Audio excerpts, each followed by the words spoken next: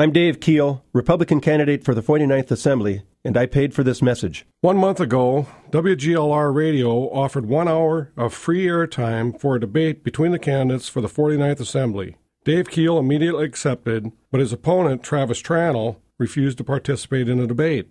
As a result, the radio station offered Dave Kuhle 5 minutes of airtime to express his views before the upcoming Republican primary on August 14th.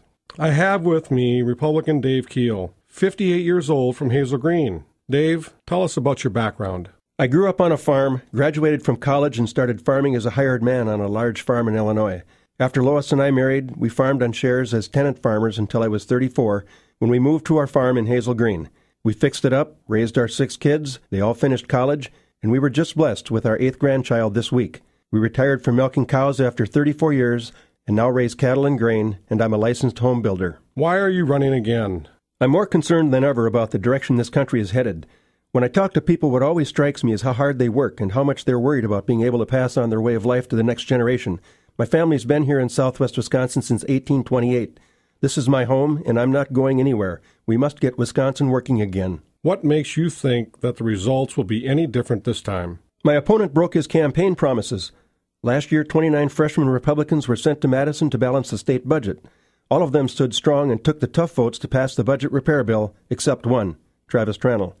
He voted against the budget repair bill not once, but twice. What was his explanation? I read in the papers that when Travis Tranel was asked to explain his position, he responded that, politically, for him, a no vote was so much easier. Now he is claiming that he balanced the budget just because he voted for the final version of the budget 3 months later, after the hard work was done by others. Tell us a little bit about your years of public service. I was elected president of the board of directors of a struggling county dairy association owned by 300 dairy farm families during the farm depression in the 1980s. Our main problem was soaring health care costs.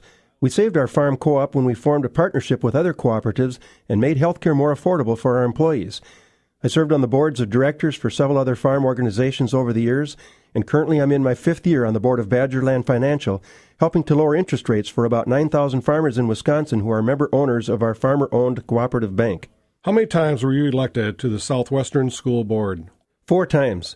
I served 10 years as board clerk and 1 year as president.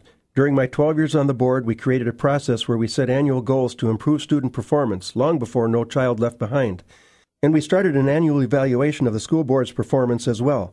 We added the internet and computers, a broadcast studio so our students could take classes offered by other schools. We completely remodeled our buildings and athletic fields, and most importantly, added numerous excellent teachers and staff. Southwestern has no long-term debt, never passed a referendum to raise taxes to balance our budget, and we constantly raise our goals for improving student learning. What is the first thing you will do when you take office? Introduce a bill to change how lawmakers get pay raises. Currently, raises are given by a committee. I think all lawmakers should vote on pay raises for themselves. In the many years you served on the school board and on the boards of different farm organizations, you have always had the reputation of being a fiscal conservative. Why is that so important to you? Because of how hard people must work to get ahead, and people do not want to pass a huge debt on to their children and grandchildren. I've always spent the public's money as carefully as if it was my own money. You made health care your number one priority. Why? $1 in every 6 that we earn in this country is spent on health care. For doctors, hospitals, medicine, for health insurance, or for taxes to pay for the 1 out of 5 in Wisconsin who get medical assistance.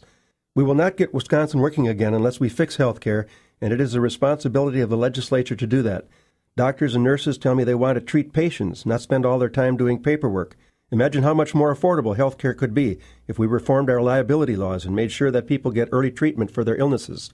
Why are you opposed to Travis Tranel's bill for a rainy day fund, where the state puts taxes into a state savings account, and after 20 years, the state will give back property tax relief from that fund? In order to put money into this fund, the state would have to overcharge taxes for 20 years to fill it. Does anyone really believe that politicians would be able to keep their hands off a pot of money for 20 years? Any closing thoughts? I've worked for many years to improve our schools, to make health care more affordable for our families, to take the tough votes necessary to hold taxes down and balance hard budgets, to always work to make government more efficient so the savings can be returned, so you have more of your own money to spend and companies can start producing more and creating more jobs. If I'm elected, I promise to make health care more affordable and get Wisconsin working again. Thank you, Dave. The election is on Tuesday, August 14th. Paid for by Dave Kuhle for Assembly, Lois Kuhle, Treasurer.